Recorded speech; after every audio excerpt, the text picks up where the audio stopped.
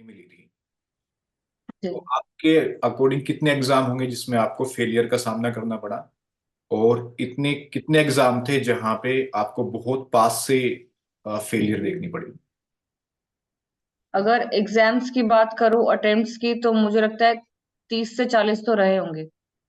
30 से और जो 40? बहुत पास से रहा वो भी 5-6 बार ऐसा हुआ है। मतलब दो मुझे याद आता है, दो डीएसएसबी में था, लैब असिस्टेंट था, जूनियर ट्रांसलेटर था, और एसएससी सीएचएसएल था, एक एफकेट था, एक ये दिल्ली पुलिस हेड कांस्टेबल था। मतलब 6-7 बार ऐसा टोटल हुआ कि फाइनल मेरिट में आकर बाहर, या लास्ट में कोई सर्टिफिकेट नहीं था उसकी की वजह से बाहर। बहुत मतलब 7-8 बार ऐसा भी हुआ।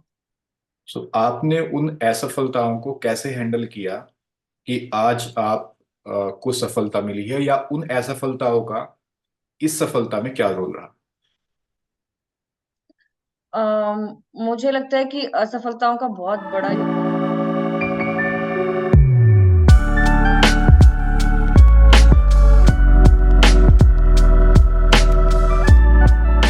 जय हिंद, गुड मॉर्निंग, नमस्कार। मैं हूं कपिल शर्मा, और हम अपने जो प्रॉमिस चैनल पे आज लेके आए हैं GST 23 कैंडिडेट जो सफल हुई हैं, पूजा शर्मा जी। और पूजा शर्मा जी अपने बारे में कुछ बातें करेंगी आज, और हम कोशिश करेंगे कि अपने प्रश्नों के द्वारा या जो वो अपनी तरफ से बताना चाहेंगे उसके द्वारा जो कैंडिडेट हैं जिनको आगे वाली परीक्षाएं देनी है 2024 में या उसके बाद में, वो उनसे अपने आप को लिंक कर पाएं, और जो स्ट्रगल है वहां से, या जो सक्सेस की स्ट्रेटेजी है, प्रिपरेशन स्ट्रेटेजी है, कितना फोकस होना है, क्या क्या रिक्वायरमेंट्स हैं। सो वहां से आपको सीखने को मिलेगा। जो भी कैंडिडेट्स लिंक अप होना चाहेंगे अपने आप को, उनको इस बात की आवश्यकता होगी कि वो कहाँ से, किस पॉइंट से अपने आप को लिंक कर पाते हैं। सो हम स्वागत करते हैं पूजा शर्मा जी का। पूजा शर्मा जी, आपका स्वागत है, अभिनंदन है नमस्ते आपकी सर। सफलता को लेके। नमस्कार, गुड मॉर्निंग। सो पूजा शर्मा जी, इससे पहले कि हम आगे बढ़े, सबसे पहले तो आप अपने बारे में संक्षिप्त रूप से बताइए कि अ, आप कौन हैं और कहाँ से बिलोंग करती हैं। मेरा नाम पूजा शर्मा है। मैं दिल्ली से बिलोंग करती हूँ। और मैंने अभी 2023 वर्ष का जीएसटी क्लियर किया है, और मुझे राजभाषा डिपार्टमेंट मिला है। ओके, राजभाषा डिपार्टमेंट, जिसके लिए लोग एक तरह से तरसते होते हैं। इनफैक्ट ऐसे कितने सारे कैंडिडेट्स हैं जो केवल राजभाषा को एम करते हैं, तो आपको मिला है। सबसे पहले तो उसके लिए भी आपको बहुत बहुत शुभकामनाएं। Thank you sir. अ, इस जर्नी में हम पीछे से स्टार्ट करेंगे, क्योंकि ये जर्नी ऐसा नहीं है कि जो सक्सेस है वो एक रिजल्ट आया, एक पेपर दिया, रिजल्ट आया और हम सक्सेसफुल हो गए। There is a lot of things behind that, background में जो काम करती हैं। तो मैं पूछना चाहूंगा सबसे पहले आपकी शिक्षा के बारे में, कि जो आपने शिक्षा थी वो कहाँ से ली, क्या आपने पढ़ाई की है यहाँ तक, अपनी जो एलिजिबिलिटी है उसको पूरा करने के लिए। सर, 2014 में मैंने 12th किया। जी। उसके बाद मैंने 17 में ग्रेजुएशन किया, बीएससी। फिर एसएससी के बाकी एग्जाम्स दिए। उसके बाद मैंने 2021 में एमए हिंदी में एडमिशन लिया। ओके। 2021 में मैंने एमए हिंदी और पीजीडीटी दोनों में साथ में एडमिशन लिया। और फिर नवंबर 2022 में एलिजिबिलिटी कंप्लीट हुई। फिर मैंने 2023 में, ये मेरा फर्स्ट अटेम्प्ट था जब मैंने ये एग्जाम दिया। मीन्स आप फर्स्ट अटेम्प्ट में आपने एग्जाम क्लियर किया है, इज दैट राइट? जी। फिर से आपको शुभकामनाएं, लग रहा है बड़ी सारी शुभकामनाएं देनी पड़ेंगी, थैंक यू। क्योंकि फर्स्ट अटेम्प्ट में क्लियर करना एग्जाम को, दैट इज ऑलरेडी एक बहुत बड़ी बात होती है। लेकिन आपने फर्स्ट अटेम्प्ट में क्लियर तो किया, लेकिन क्या आप बताना चाहेंगे कि आपने इसके बारे में कब सोचना शुरू किया कि आपको इस एग्जाम को क्लियर करना है, या कहीं ना कहीं माइंड में आया कि हाँ, ये जो स्पेस है, दिस फील्ड इज गुड। सो वो आप बताइए। पहले से थोड़ा सा हिंदी में इंटरेस्ट था। फिर मेरे भैया ऑलरेडी इस फील्ड में थे, तो उन्होंने गाइड किया कि इसमें भी कर सकते हैं, अगर बाकी एग्जाम्स में नहीं हो रहे तो इसको ट्राई करके देख लो। फिर मैंने यहाँ से 2020 में कोविड टाइम से स्टार्ट किया, 21 से फिर उसके लिए पढ़ाई स्टार्ट की। फिर तब से ही साथ साथ के लिए एग्जाम्स के लिए भी पढ़ना स्टार्ट कर दिया था। हाँ जी। अभी आपने एक बात का जिक्र किया कि जब बाकी एग्जाम क्लियर नहीं हो रहे थे तब आपने इसके बारे में सोचना शुरू किया। क्या आप बताना चाहेंगे वो कौन से एग्जाम थे और वहां पे आपकी परफॉर्मेंस क्या रही, या वो आपकी जो स्ट्रगल था, जो कठिनाइयां थी, उसके बारे में आप थोड़ा बताइए। कठिनाइयां बहुत थी, मतलब 5-6 साल से ही मैं एग्जाम्स दे रही थी और काफी सारे एग्जाम्स दिए। एफ कैट क्लियर हुआ, CHSL हुआ, मतलब बहुत बार ऐसा भी हुआ कि एकदम लास्ट में आकर फाइनल मेरिट में आउट हो जाता था। एक बार CHSL में सब कुछ हो गया था, टाइपिंग वगैरह, लास्ट में आकर EWS सर्टिफिकेट उस फाइनेंशियल ईयर का नहीं था। उसके बाद में मैंने और भी काफी सारे एग्जाम्स थे, मतलब एक अभी रिसेंट में ही मैंने दिल्ली पुलिस में हेड कांस्टेबल मिनिस्ट्रियल का एग्जाम दिया था, जिसका 1-1.5 साल रिक्रूटमेंट चला G20 की वजह से डिस्टर्ब होके, और फिर रिजल्ट आया एकदम एंड मोमेंट पर, जब ये हमारा मेंस होने वाला था 31 दिसंबर को, उससे 2-3 दिन पहले। तो ओके। एकदम मतलब दिमाग ऐसे हो गया कि अब पता नहीं कैसे क्या होगा, कुछ कर पाएंगे या नहीं। लेकिन फिर से बहुत मुश्किल से अपने आप को वो करके और एग्जाम दिया, और फिर इसी को कंटिन्यू किया। जी, यहाँ से फिर से एक प्रश्न बनता है कि जब वो बहुत मुश्किल था वहां से, जब रिजल्ट आया तो शायद आप पेपर वन और पेपर टू के बीच में थी, तो वहां से अपने आप को संभालना और आगे कैरी ऑन करना, वो आपने कैसे किया? उसके लिए अपने आपने क्या स्ट्रेटेजी फॉलो किया, आपने आपको क्या समझाया? स्ट्रेटजी मतलब, एक तो आसपास ऐसे बहुत सारे लोग रहे, उनमें से आप भी एक हमेशा रहे, कि मोटिवेट किया कि हाँ आगे बढ़ने के लिए। और फिर ये भी लगा कि ठीक है, जो चला गया वो तो गया। उसके लिए थोड़े दिन बाद, मतलब कहते हैं ना कि सफलता के लिए अपने दुख को भी पोस्टपोन करना पड़ता है, कि इसका दुख बाद में मना लेंगे, अभी जो आगे है 3 दिन बाद ही है, तो उस पर फोकस कर लेते हैं। तो अपने आंसुओं को कंट्रोल करते हुए पहले उस पर ध्यान देते ओके, ये तो एक अलग ही उक्ति आपने बोली, तो हैं। सही है। आ, हाँ, जैसे कि बोलते हैं ना कि खुशियों को पोस्टपोन कर दिया या एग्जाम को, तो एक तरीके से आपको सब कुछ त्यागना पड़ेगा थोड़े टाइम के लिए। बिल्कुल। So Pooja ji, now coming to this exam particularly, जो GST 23 का एग्जाम था, इसकी प्रिपरेशन आपने कब से शुरू की, यानी प्री के बारे में आपने सोचा, और कैसे आपने अपनी प्री की जो प्रिपरेशन थी उसको शुरू किया, कैसे किया, क्या स्ट्रेटेजी फॉलो की? वैसे तो मैंने स्टार्टिंग में, जब से मैंने MM में और PGDT में एडमिशन लिया, तब से ही मैंने थोड़ा थोड़ा एग्जाम का देखना शुरू कर दिया था। लेकिन after attending the full eligibility November 2022 के बाद मैंने एक दो एग्जाम्स दिए। जैसे सबसे पहले मैंने KVS का ट्रांसलेटर का एग्जाम दिया था, उसमें मैं इंटरव्यू तक अपेयर हुई थी, उसके बाद नहीं हो पाया था मेरा। फिर मैंने 2-3 बुक्स ली, जैसे इंग्लिश के लिए नीतू मैम की बुक ली, हिंदी के लिए लूसेंट, और एक हरदेव बिहारी जो बुक है वो हिंदी के लिए ली। फिर टॉपिक वाइज लिस्ट बनाई, प्रीवियस ईयर के क्वेश्चंस देखे कि कहाँ से किस किस टॉपिक से क्वेश्चन आ रहे हैं, कितना वेटेज है उनका, आपकी वीडियोस से देखा। फिर मैंने उनको टेक्स्ट बुक का एक टेस्ट सीरीज परचेज किया। ओके। कुछ जो अक्ष फाउंडेशन के टेस्ट होते थे, ऑल इंडिया फ्री मॉक्स, वो लगाए, ये सब। ओके, सो आपको क्या लगा कि कौन सी जो किताबें हैं वो सबसे ज्यादा आपको यूजफुल रही, जो आप आने वाले जो कैंडिडेट्स हैं उनको आप बताना चाहेंगे कि ये बुक तो पढ़नी ही चाहिए? मतलब सभी, ऑफ कोर्स कोई एग्जाम में किसी एक बुक मतलब से नहीं होता, लेकिन कोई भी बुक इनके साथ सजेस्ट करना चाहें।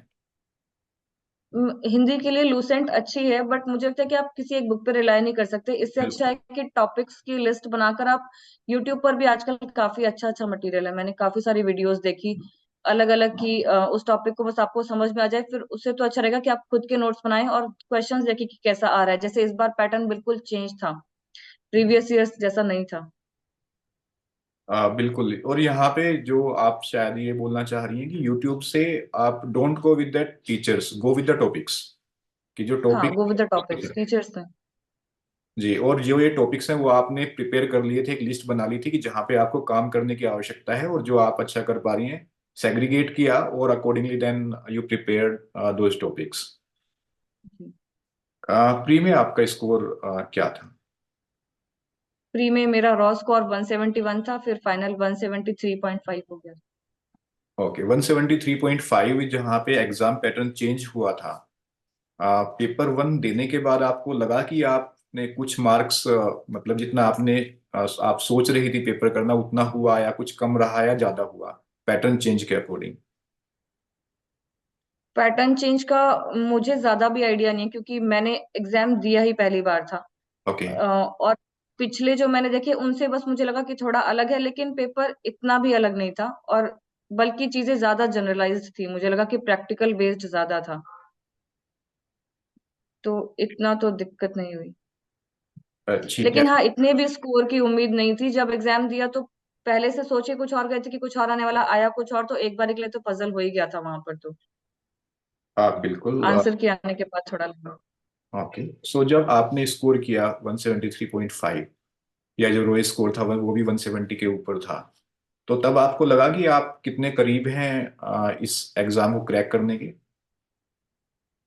हाँ, करीब लगा, लेकिन साथ में डर भी लगता था, क्योंकि बहुत लोगों को देखा है जो करीब, और बहुत लोगों को क्या, अपनी लाइफ में भी बहुत सारी चीजें देखी है जो करीब से होके भी निकल गई। तो वो वाली चीज भी नहीं आनी चाहिए कि अब हम करीब है तो हम पेपर टू की तैयारी ना करें।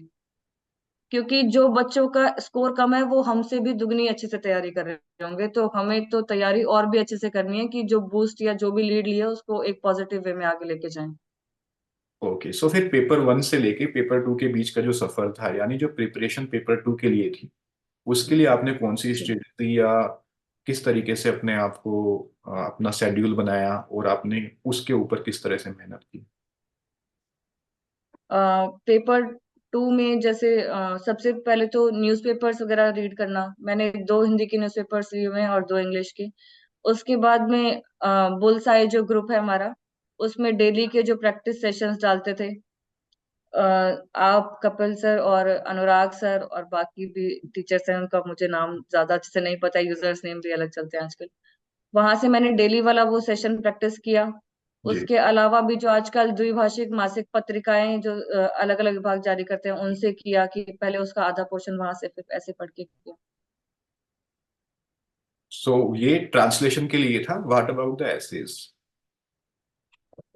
एसेस के लिए जो आपने लिस्ट दी या और भी कहीं से पता लगे कि ये टॉपिक्स है, उनकी लिस्ट बनाई। फिर थोड़ा सा डाटा गूगल से देखा, और थोड़ा सा खुद से फिर लिखने की कोशिश की, थोड़ा बुक्स से देख के। पहले पहले में लगता है कि नहीं लिख पाएंगे या हमसे नहीं हो पाएगा, लेकिन जब दो तीन लिखते हैं तो फिर आदत पड़ जाती है, फिर लगता है कि हम कुछ ना कुछ तो लिख ही देंगे। सो आपने कितने जो पहले जी, जी बताइए। पहले मैंने जब खुद से लिखना शुरू किया तो एक ही ऐसे में दो तीन दिन लग जाते थे। फिर खुद से तो मेरे बहुत कम ऐसे ही प्रिपेयर हो पाए थे, मतलब शायद 10 से 15 ही हो पाए थे। लेकिन फिर आपने बहुत हेल्प की उस टाइम पे, सबसे ज्यादा। जो भी आपने मतलब औरों के ऐसे ग्रुप में से या जहां से भी फॉरवर्ड किए, उनसे काफी हेल्प मिली, उनको मैंने अपने तरीके से लिखा, फिर फाइनल 60 के अराउंड हो गए थे लास्ट तक। ओके, सो आपके 60 के अराउंड एसेज थे जो आपने, मतलब जिसके ऊपर आपने काम किया, पढ़े। लेकिन ऐसे भी कैंडिडेट थे जी। उनका स्कोर भी अच्छा था, लेकिन उन्होंने 150 एसेज भी रेडी किए थे, फिर भी सिलेक्शन नहीं हुआ। तो आपको क्या लगता है, क्या फर्क रहा है? आ, पता नहीं अब उनके अप्रोच में क्या फर्क रहा है। बाकी मुझे लगता है कि जो भी ऐसे आप लिख रहे हो, उस सिर्फ उस टॉपिक पे कन्फाइंड मत रहो कि इसी पे लिखना है, उसके आसपास का भी सारा लिख दो। तो जी। फिर वो कहीं ना कहीं तो यूज हो ही जाएगा, क्योंकि सारी चीजें आसपास के टॉपिक सब इंटरकनेक्टेड रहते हैं। और जो ये दोनों प्रिपरेशन थी, चाहे पेपर 1 की थी या पेपर 2 की थी, आप कितना समय उसके लिए दे पाती थी, या आपने अपना शेड्यूल किस तरह से अपने दिन को डिवाइड किया था कि आपको तब कितना पढ़ना है, या कितने आवर्स आप दे पाती थी? प्री से ज्यादा मैंने मेंस पे ज्यादा आवर्स दिए। जैसे अगर प्री में 5-6 घंटे निकल रहे तो मेंस में ज्यादा 8 से 10 घंटे के लिए दिया। यही कि ट्रांसलेशन में अगर स्ट्रांग है तो वहां पर ऐसे में ज्यादा टाइम दो, अगर ऐसे के लिए ज्यादा हो रहा है तो इधर। तो बाकी तो सबका जैसे अपना रूटीन है उस हिसाब से। लेकिन हाँ, ऐसा तो है कि 6 से 8 घंटे तो निकालना ही पड़ेंगे। सो आपको क्या लगा, आप किस में स्ट्रांग थी, एसेज में या ट्रांसलेशन में? ट्रांसलेशन में। ट्रांसलेशन में, और उसका रीजन, स्ट्रांग क्यों थी? का रीजन शायद लैंग्वेज पे कमांड पहले से थी, और थोड़ा थोड़ा बाकी एग्जाम्स देते थे तो आइडिया था, इंटरेस्ट भी था थोड़ा। जैसे घर में भी वही एटमॉस्फेयर था, उसका वो पूछ रहे हैं इसका क्या मीनिंग होगा, इसका क्या मीनिंग होगा, तो वर्ड्स फिर भी कैच हो जाते थे कि क्या आएगा इसका। ओके, और फिर जब इतनी सब तैयारी के बाद में आपने पेपर 2 अपियर किया, और फिर हम्म।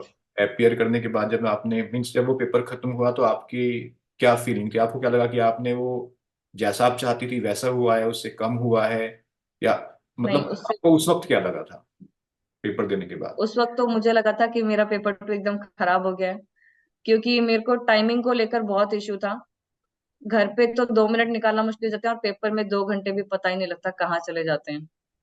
आ, मैं मुझसे इंग्लिश का ऐसे हो जाता था, हिंदी में मुझसे थोड़ा धीरे लिखा जाता है, और ऐसे भी ऑलमोस्ट मुझे पहले तो मैं बहुत ही कम लिख पा रही थी। फिर आपने मुझे वो बताया टाइम मैनेजमेंट वाला, कि ऐसे ऐसे ड्रिल लगा के 2 आवर्स में करके देखो। तो तब फिर भी हो जाता था, लेकिन वहां पर मुझे हुआ फाइनल आते आते कि फिर भी मुझे ऐसे लगा कि मेरा हिंदी का ऐसे 2 ही पेज में समझ गया।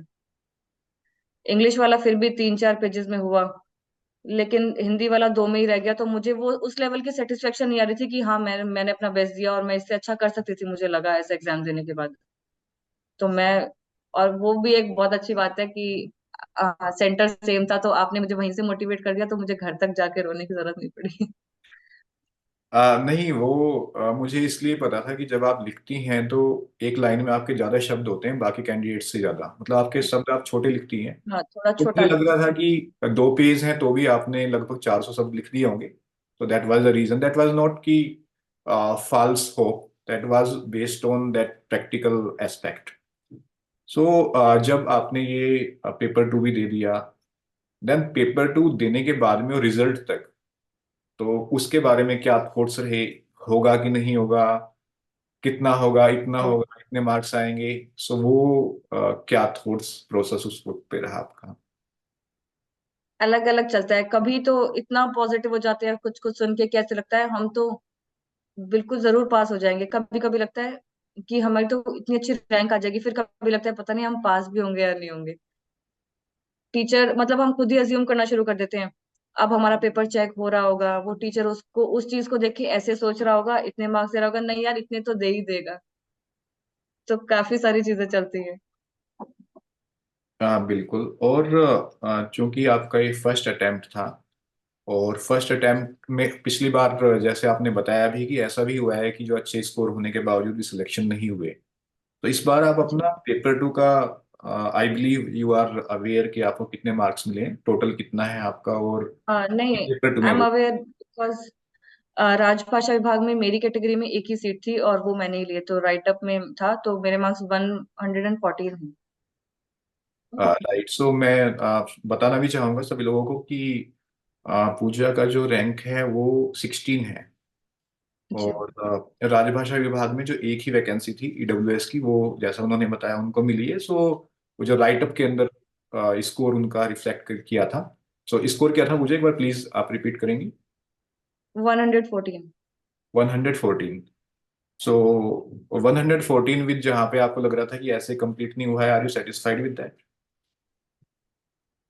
यस, आई एम सेटिस्फाइड, क्योंकि हिंदी वाले इससे मैं थोड़ा, शायद थोड़ा और अच्छा कर पाती मैं तो, और शायद 10-15 नंबर और मिलने चाहिए हो जाते। Okay, now coming to the part की जब ये सब हुआ, ऑप्शन फॉर्म आया। ऑप्शन फॉर्म आने के वक्त तब क्या आपके मन में क्या विचार थे कि आपको कौन से ऑप्शंस के लिए जाना है? और उसके लिए आप, क्योंकि उस वक्त ये तो पता नहीं होता कि हमारा स्कोर कितना रहने वाला है। स्कोर पता हो तो हम सोच भी सकते हैं, जब स्कोर पता नहीं है तो then which thought process you followed, कि जिसके साथ में हम ऑप्शन फॉर्म के लिए आप गई? वैसे तो हाँ, जैसा कि आपने कहा कि ना स्कोर पता, ना अपनी रैंक पता, ना, और सबसे बड़ी बात की जो डिपार्टमेंट भर रहे हैं उसमें कहाँ पर लोकेशन होगी ये भी नहीं पता। तो मैंने तो मेनली यही फोकस रख के भरा कि मुझे अपना होम टाउन या होम स्टेट मिल जाए। तो मैंने दिल्ली को ध्यान में रखते हुए ही भरा था सारे options. Okay, so with your score, जो बाद में स्कोर आया है जो राइट अप में भी था, उसके हिसाब से आपको एसटीओ मिल जाता, सीनियर ट्रांसलेशन ऑफिसर, जिसकी 10 वैकेंसी थी। 9 एमएसएम में थी और एक नेवी में थी। नेवी वाली तो खैर ओबीसी के लिए वैकेंसी थी, उसको तो हम काउंट नहीं कर सकते। लेकिन राइट। एमएसएमई को आप यूआर से भी शायद क्रैक कर सकती थी। और जेटीओ से एसटीओ बनने के लिए कम से कम 5 साल लगते हैं, और 15,000 जी। 20,000 सैलरी डिफरेंस है। सो आपके मन में क्यों नहीं आया कि एसटीओ भरना चाहिए? एक तो मुझे लगता है कि दूसरी जगह पर जाओगे और सब कुछ पूरा शुरू से सेटल करना पड़ेगा, तो जो सैलरी का डिफरेंस है वो वैसे ही गायब हो जाएगा, क्योंकि उतने का तो एक्सपेंस हो जाएगा।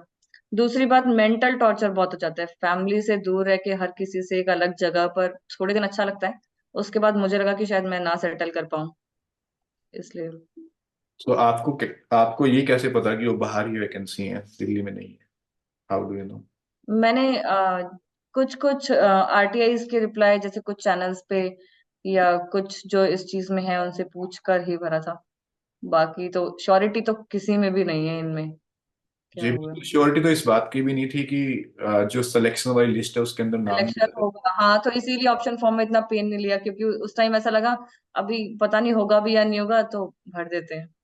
सो व्हाट डू यू फील कि एज पर जो प्रेजेंट सेटअप है एसएससी का पेपर टू का, then followed by option form and final result, there is no waiting list, there is no option to revert back.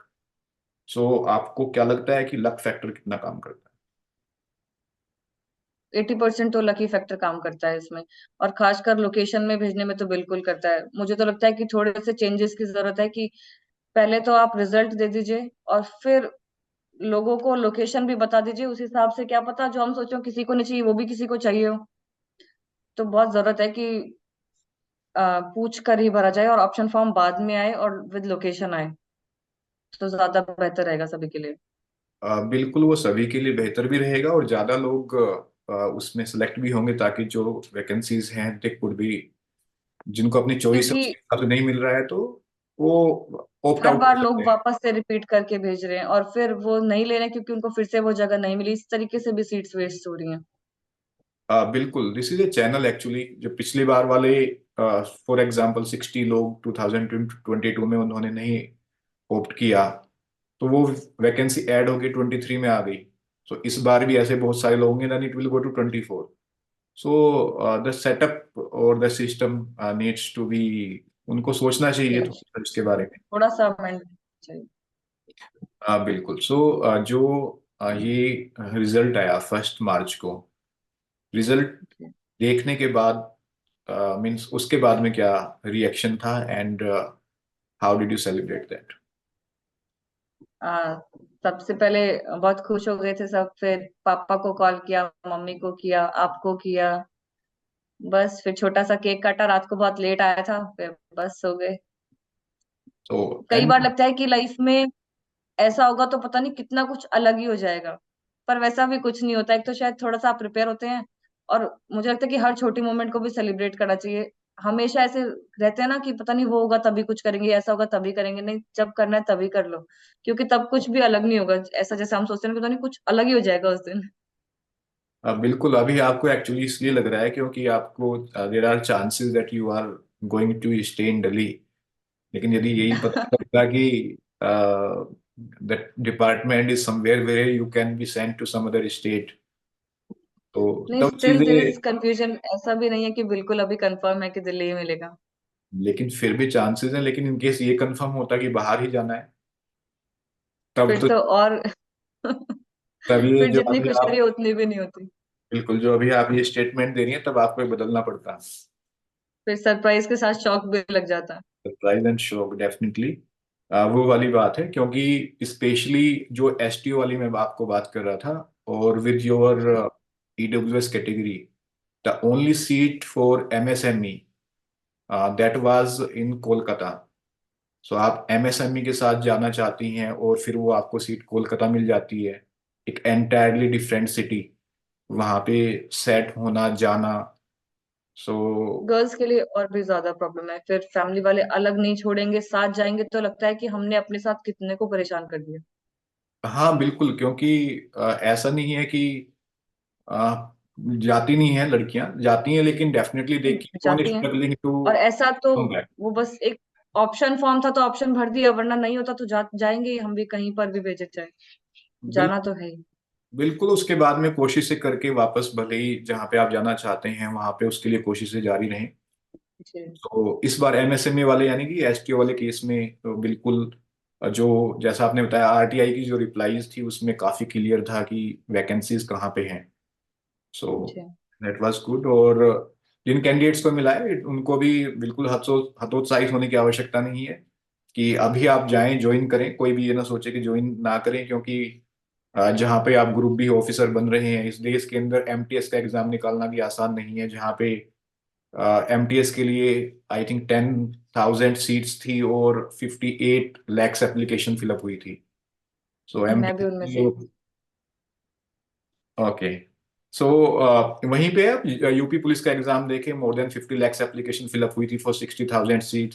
जो ratio है it comes to 1:83। सो उसके according यदि हम देखते हैं कि हमें एक वो वैकेंसी मिल रही है तो we should go for that. अभी मैं ये जानना चाहता हूँ कि इस पूरी जर्नी में जहाँ से आपने 12th के बाद में और अभी तक 12th, मेरे ख्याल में लगभग 10 साल का जो सफर है, इसमें how the family support has been for you. हाँ, फैमिली का हमेशा से सपोर्ट रहा। मतलब पेरेंट्स का, स्पेशली मेरे फादर का, वो।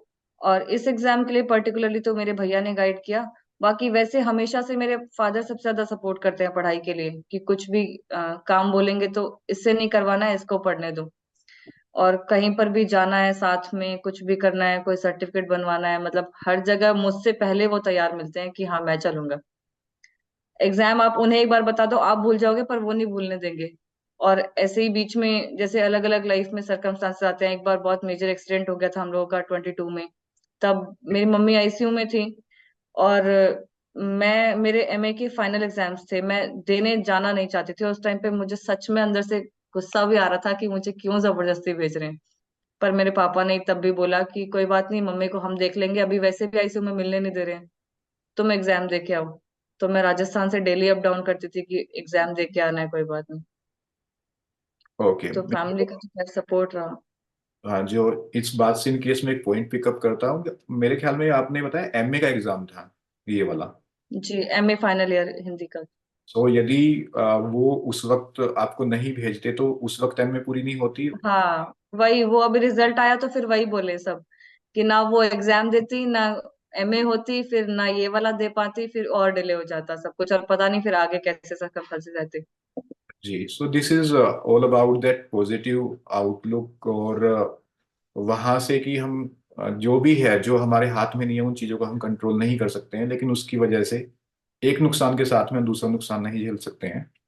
सो we should go with that. और लाइफ में भी यही अप्रोच होनी चाहिए कि we should take the best decision. We should not be emotional. We should go for that decision how it goes. उस वक्त पे इन केस वो नहीं होता, सो आप 2024 के लिए अपियर कर रही होती।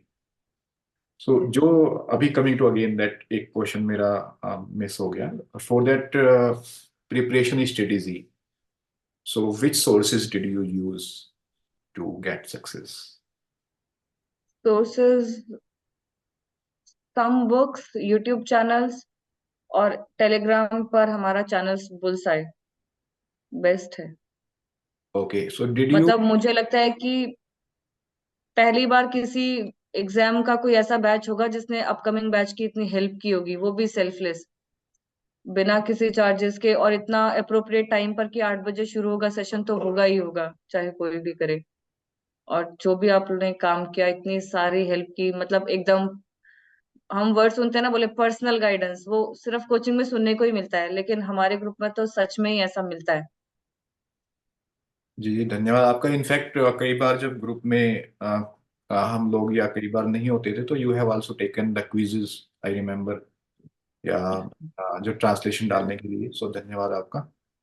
आपने लाइब्रेरी, जो असिस्टेंस जो अभी लाइब्रेरी वाला हम थ्रू आउट इंडिया देख रहे हैं, that has been the culture, तो did you use that facility?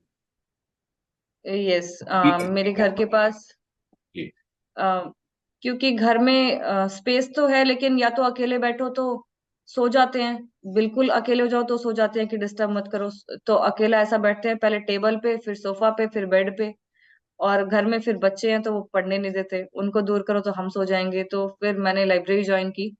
मेरे घर के पास रामाकृष्णा मिशन है, वहां पर काफी अच्छी उन्होंने स्टडी रूम स्टेब्लिश किया हुआ है, तो मैं वहां पर चली जाती थी। बस एक मंडे ऑफ रहता था, उसके अलावा 8 से 8 उसका टाइमिंग था, तो मैं सुबह 10-11 बजे तक पहुंच जाती थी और 7-8 बजे तक वहीं रहती थी।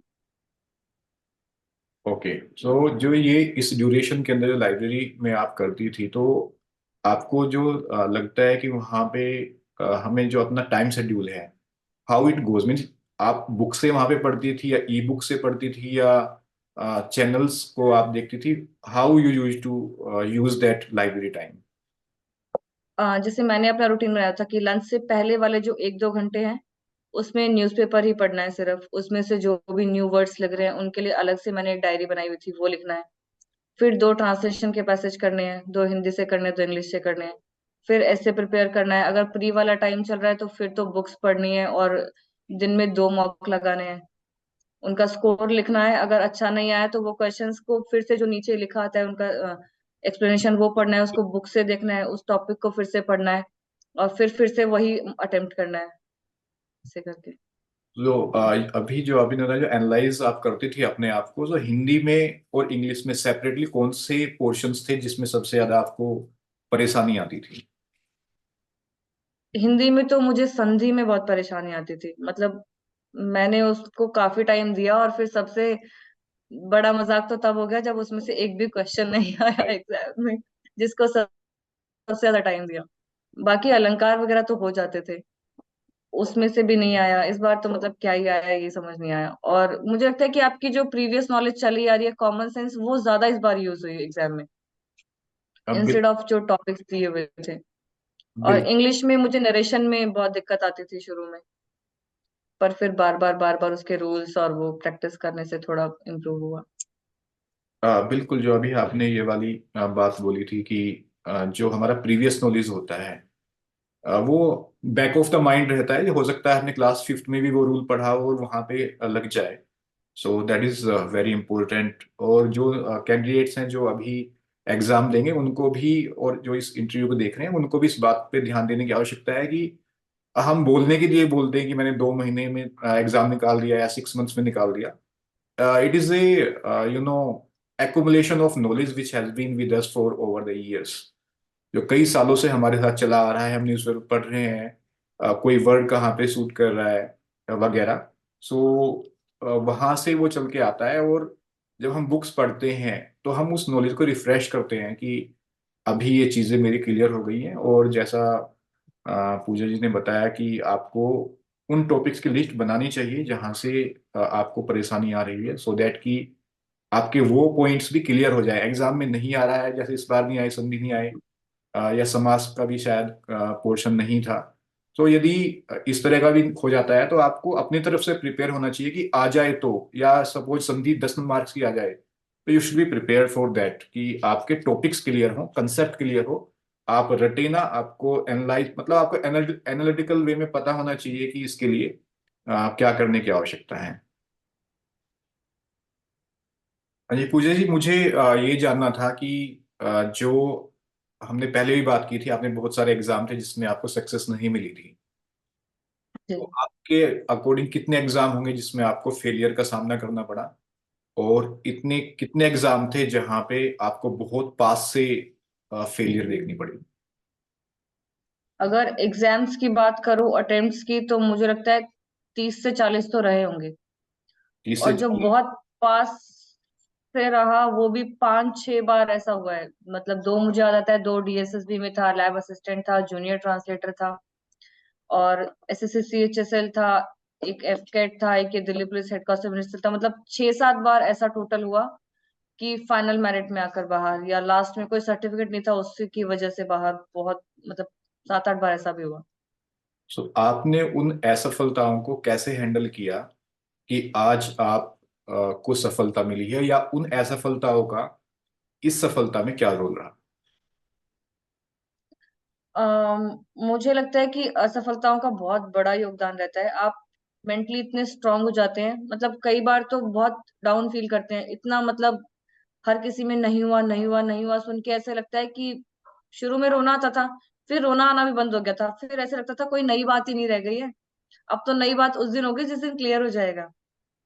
लेकिन फिर कई बार क्या होता था कि किसी किसी में जैसे बिल्कुल पास में आ गए हैं, घर में घर वाले खुश होकर बता देते हैं एक दूसरे को कि ना इसका तो इसमें हो गया। तब फिर बिल्कुल। लगता था कि इस बार नहीं बताना है जब तक नहीं होगा।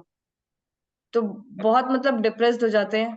लेकिन फिर लगता है कि ठीक है, आपको थोड़ा सा टाइम लगता है। जब भी कोई रिजल्ट आता है या इतना क्लोज से रह जाते हैं तो 15-20 दिन तो उस दुख में ही चले जाते हैं कि आप नई चीज चाह के भी शुरू नहीं कर पाते, आपका दिमाग वहीं पर अटका रह जाता है। लेकिन मुझे यही लगता है, और मैं सबसे यही कहना चाहती हूँ, मैंने खुद भी यही किया कि छोड़ो मत, मतलब बिल्कुल ऐसा मत करो।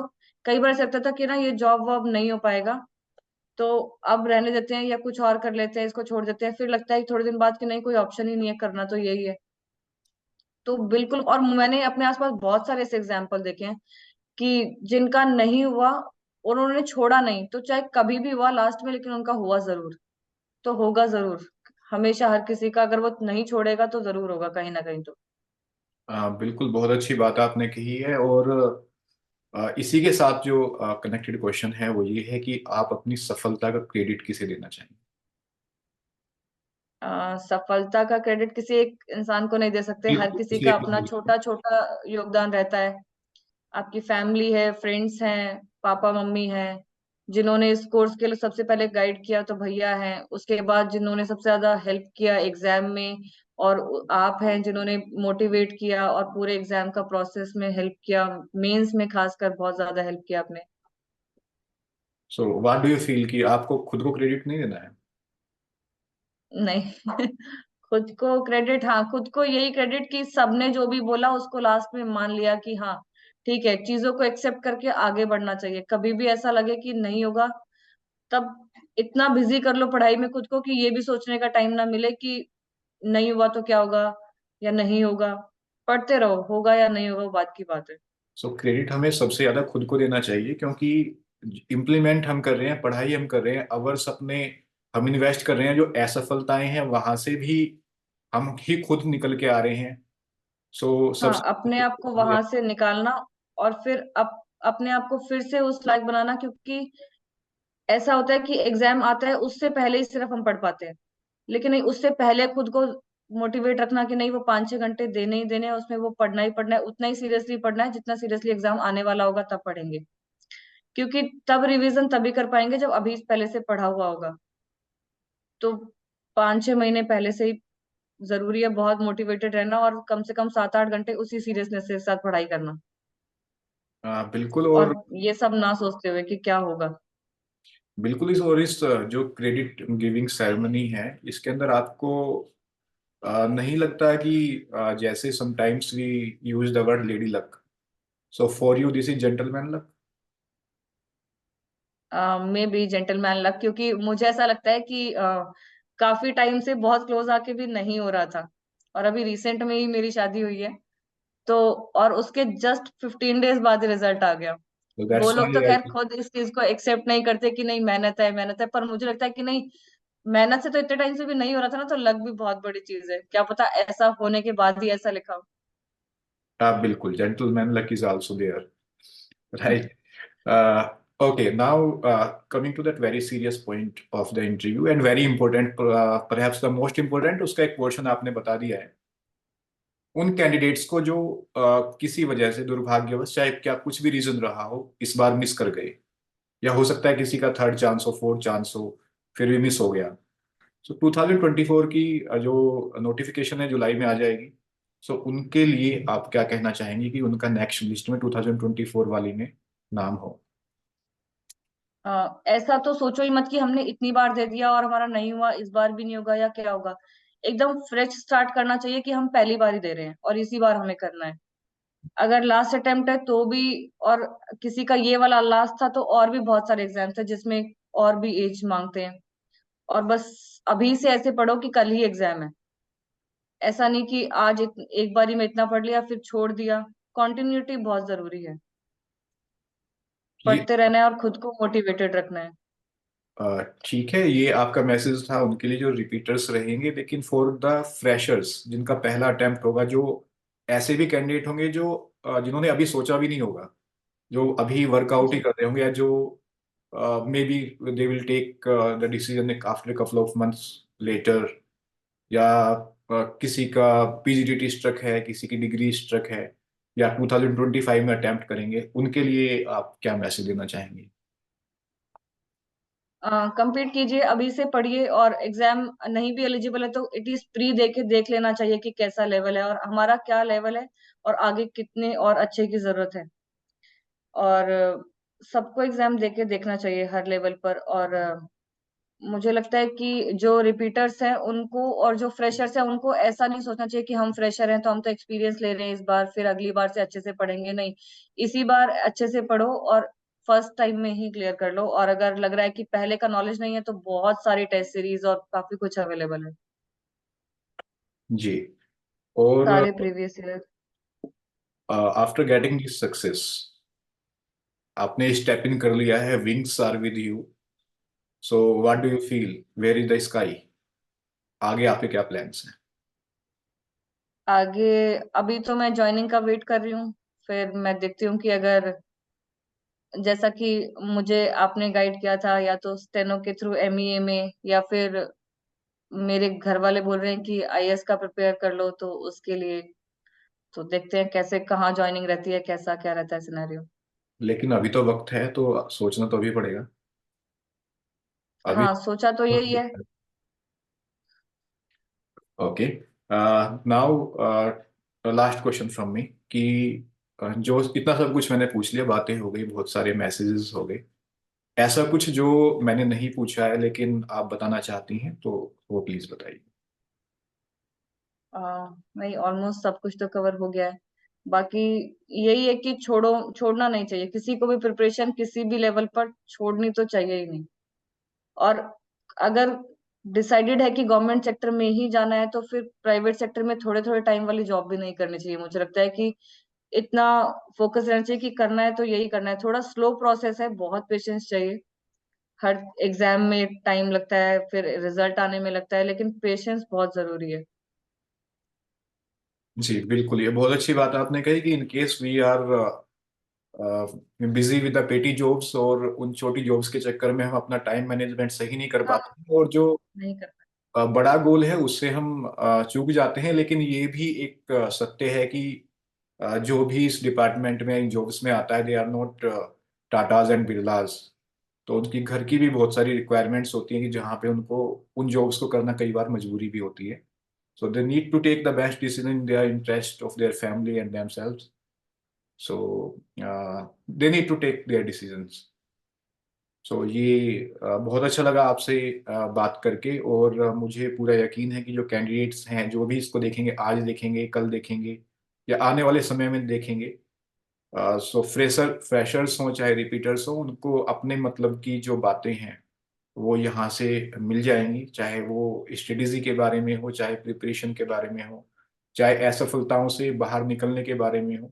और जैसा पूजा जी ने बताया कि उन्होंने कितने सारे एग्जाम्स दिए हैं, कितना क्लोज जाके वो रही हैं, और रो एग्जाम हुआ, रिजल्ट आया, रोए और खत्म, अगली सुबह से wipe off, have a new start. और ये जर्नी कभी खत्म नहीं होनी चाहिए। जो जिन लोगों का सिलेक्शन भी हुआ है, it's not like this is at end of that your intentions or the expectations। आपको ऊंचा सोचना चाहिए, महत्वाकांक्षाएं रखनी चाहिए, और जिनके पास एज है, they should go for the admin part, उनकी स्टेट पीसीएस हैं, या in case someone is having that जो age in hand, they can go for UPSC. So शुरुआत है, आपके पास में स्टेबिलिटी है, आपके पास में एक जॉब है, एक रेस्पेक्टेबल जॉब है। So you can do it. अभी आपके ऊपर उतना प्रेशर नहीं रहेगा। सो इन शब्दों के साथ में हम विदा लेंगे। बहुत बहुत धन्यवाद पूजा जी, और आपके थैंक यू। समय के लिए। Thank you very much. Thank you.